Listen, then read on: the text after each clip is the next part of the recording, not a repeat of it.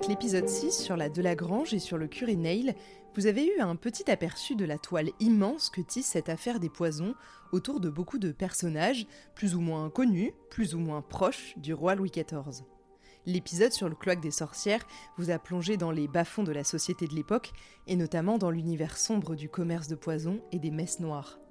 Parmi ces sorcières puissantes, il y en a une qui est bien plus connue que les autres.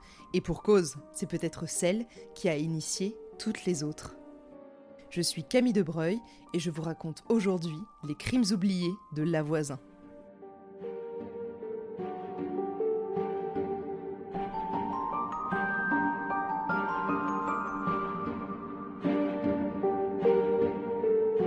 Je vous avais dit de bien retenir ce nom car je vous en reparlerai, et bien ce jour est arrivé, aujourd'hui on parle de Lavoisin.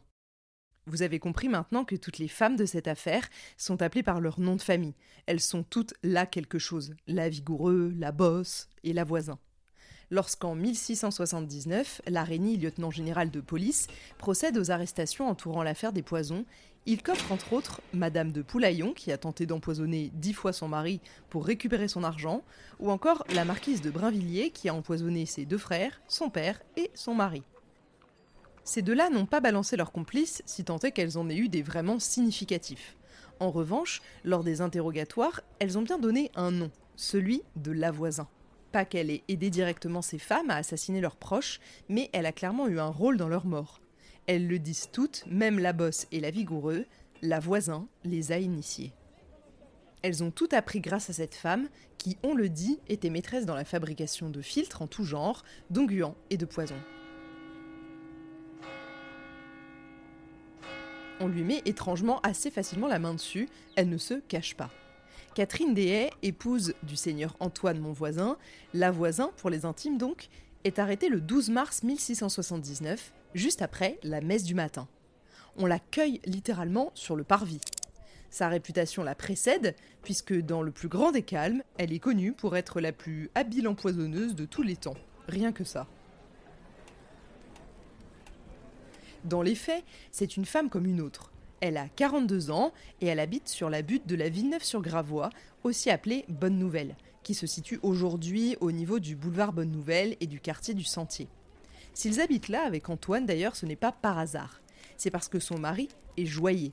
Mauvais et sans aucun succès, mais joaillier quand même. Il est artisan et à l'époque, ce quartier qui a connu plusieurs démolitions depuis 1510 environ a été accordé aux artisans en tout genre par Louis XIII lui-même. Comme son mari n'a pas un talent fou et qu'il ne gagne pas un rond avec son artisanat, soyons honnêtes, Catherine Monvoisin se sent rapidement légitime à elle aussi exercer une activité pécuniaire. Dès l'âge de 9 ans, elle a été initiée elle-même à, je cite, 2 sciences que Dieu lui a données. À savoir la chiromancie, l'art de lire dans les lignes de la main, et la physionomie, celui de lire dans les lignes du visage. Elle était déjà un peu précoce sur ces sujets et trempait dans ces pratiques depuis son enfance. C'est donc tout naturellement qu'elle propose autour d'elle ses talents de devineresse. Quand les hommes de Larénie viennent la trouver en mars 1679, ce n'est pas la première fois que la dame fait face à la justice. Elle a déjà eu quelques démêlés avec les autorités ecclésiastiques, en 1664 notamment, qui ne voient pas du tout d'un bon œil ces pratiques païennes. Mais finalement, c'est classé sans suite et il ne trouve pas grand-chose à redire à son art, comme elle l'appelle. Après tout, lire l'avenir dans les lignes du visage et des mains, ça ne vient embêter personne. Alors même si on la trouve un peu folle, ils n'ont rien de concret à lui reprocher. Ça ne l'empêche pas, par la suite, de connaître la prison sur de courts séjours et même le bannissement enjolivé d'une grosse amende cette même année, en 1664. C'est là qu'elle s'est retirée avec son mari Antoine et ses enfants aux confins de la capitale, aux abords de la butte de la Villeneuve-sur-Gravois, avec ses ruelles fétides et malfamées, rue Beauregard pour être exact. La famille acquiert une petite maison de 2 pièces au milieu d'un terrain vague. 2 chaises, une table, une tapisserie un peu passée, et hop, son cabinet de consultation sort de terre, elle l'installe au fond du jardin et est prête à accueillir ses clients.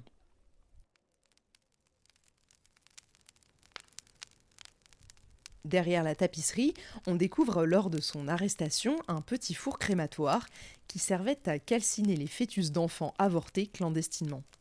Lorsqu'en 1679, les autorités, menées par la Reynie, mettent le nez dans son cabinet, le four est encore rempli de cendres grises. Et quand ses amies curieuses l'interrogeaient sur le four, elle expliquait y faire cuire des petits pâtés maison. L'image est délicieuse, hein ? Non, sans rire, même ivre en prison, elle racontera aux policiers qu'elle pensait avoir brûlé plus de 2500 enfants nés avant terme à l'intérieur. Et là, celle qu'on prenait juste pour une sorcière un peu barrée prend quelques degrés sur le thermomètre de l'horreur. Vous imaginez bien que les prêtres ont en horreur ces pratiques, mais elle n'y voit aucun mal. Elle explique être une bonne chrétienne et pratiquer l'extrême onction à chaque fois qu'elle brûlait un nouveau-né. Elle avoue même avoir ressenti beaucoup de joie en leur offrant un véritable salut. Bref, Catherine Monvoisin, quoi qu'elle fasse, a l'âme en paix.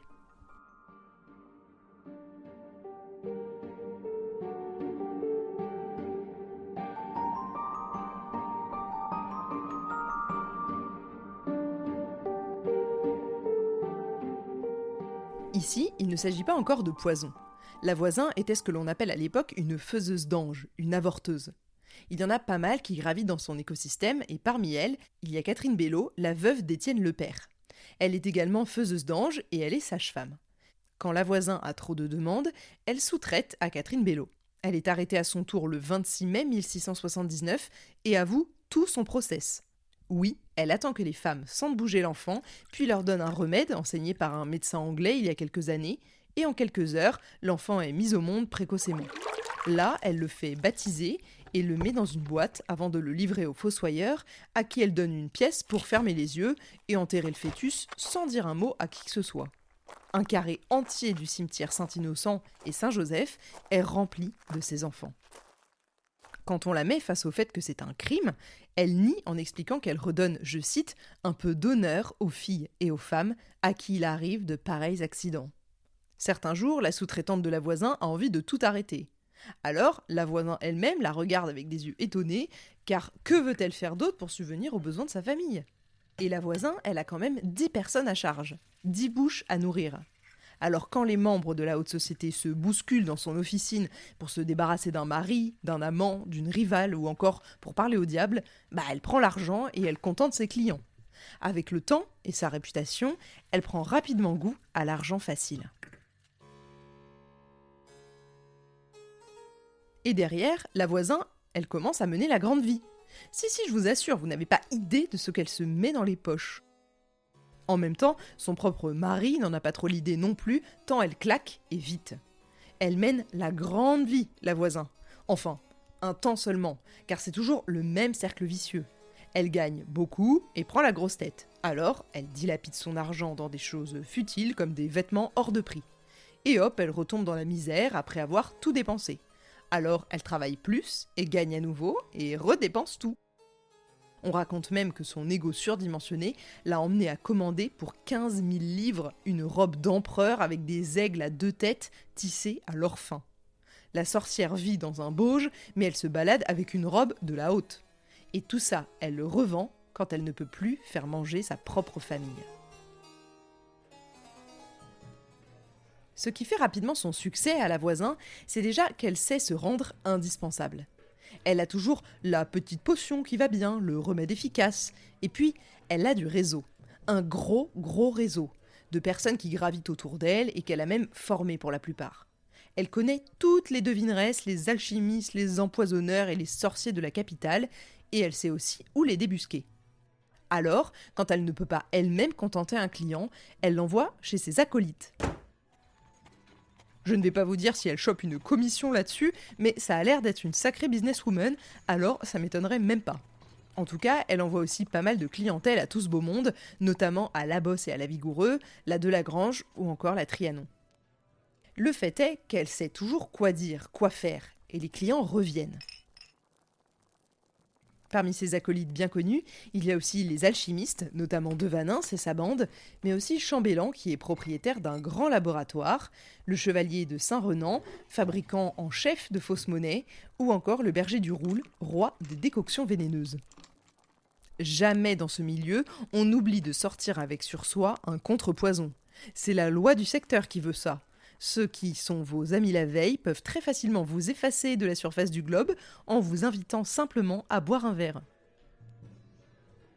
La voisine travaille beaucoup. Mais pendant son temps libre, son activité préférée, c'est sûrement de faire cocu son mari Antoine. Dire qu'il est complètement soumis serait un euphémisme. En réalité, il est terrorisé par sa femme, qui le menace très souvent de l'empoisonner s'il ne se tient pas à carreau. Alors évidemment, quand elle multiplie les amants, parfois devant ses yeux, il ferme sa bouche et il reste dans son coin. Parmi ses amants, il y en a des plus utiles ou plus illustres que d'autres. D'abord, il y a le bourreau de Paris, monsieur André Guillaume, bien pratique pour avoir la main sur les exécutions du moment. Et plus étonnant encore, il y a l'architecte Fauché ou encore le comte de la Bâtie, un seigneur du département de l'Ain. On a du mal à comprendre là comme ça ce qu'ils peuvent bien trouver à la voisine qui, entre nous, n'est pas la représentation du canon de beauté, même ceux de l'époque. On lui a tiré le portrait, et sous les doigts du graveur Guillaume Chasteau, elle apparaît avec un visage adipeux, des traits épais et un nez bien trop long, nous disent les historiens. Pas de quoi faire rêver dans les chaumières. Mais je pense que, comme moi, vous pensez que ce n'est pas pour son charme que ces messieurs s'acoquinent avec la voisine. Quelque part, elle a du pouvoir à sa façon et à son échelle. Un pouvoir maléfique. Et il est toujours bon, surtout à cette époque, d'avoir sous la main quelqu'un capable de mettre fin à la vie de vos rivaux, pas vrai ?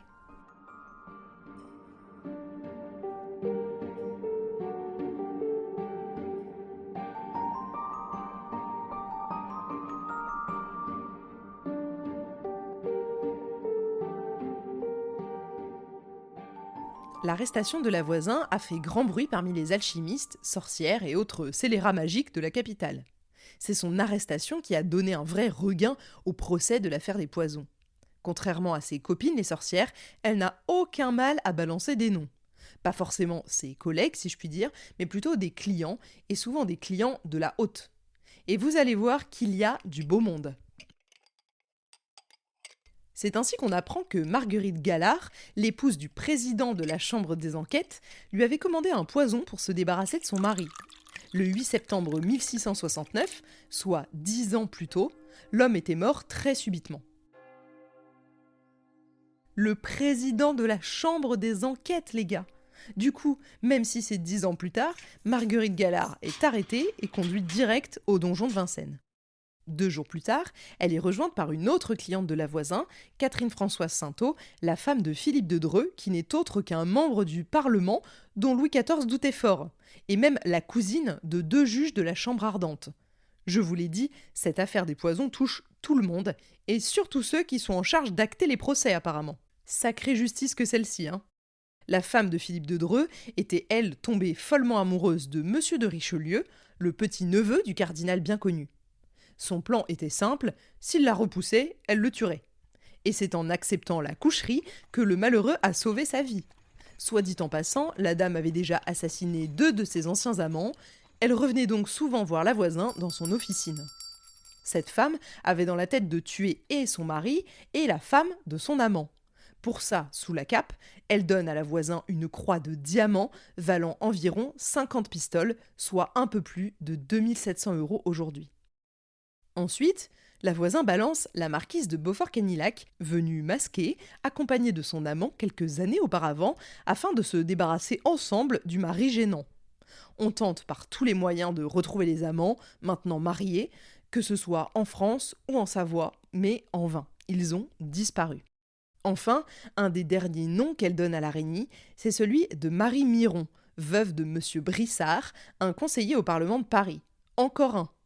Voulant se faire aimer d'un garde dont elle s'était amourachée, elle cherchait un filtre et puis par la même occasion, elle voulait se débarrasser de sa sœur. Faisons d'une pierre deux coups.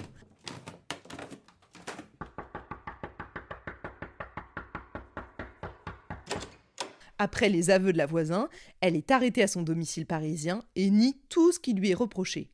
Oui, elle a bien rendu visite à la voisine, mais juste pour discuter entre femmes, et puis elle ne se souvient plus, tiens, parce que c'était il y a longtemps.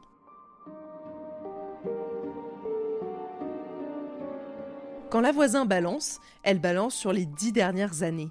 Et personne n'est à l'abri de voir débarquer l'araignée et ses gardes devant chez soi, pour peu qu'on ait un jour mis un pied dans l'officine de la sorcière. Mais ce qui intéresse encore plus les autorités que les clients de la voisin, ce sont ses proches, voire ses très proches, ses amants en somme. Et il y en a 2 qui sont particulièrement intéressants pour l'araignée, les magiciens Le Sage et Blessy.